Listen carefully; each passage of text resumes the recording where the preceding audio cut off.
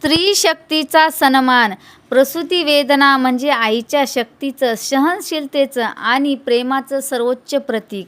प्रसूती वेदनेतून उगवलेला चमत्कार. वेदनेच्या वादळातूनही ती हसते, वेदनेच्या वादळातूनही ती हसते.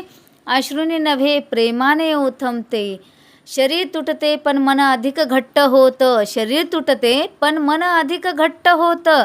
कारण ती आई बनते, ती आई बनते. विश्वनिर्मितीचं कारण ठरते. श्वासाश्वासात संघर्ष घेते, श्वासाश्वासातच संघर्ष घेते. पण तिच्या ओठावर मात्र माझं बाळ हेच गीत राहते, हेच गीत राहते.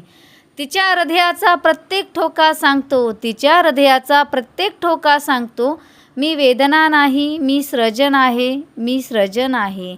देवही थांबून पाहतो तो क्षण, देवही थांबून पाहतो तो क्षण, जिथे स्त्री तिचं रूप बदलून सृष्टी निर्माण करते, सृष्टी निर्माण करते.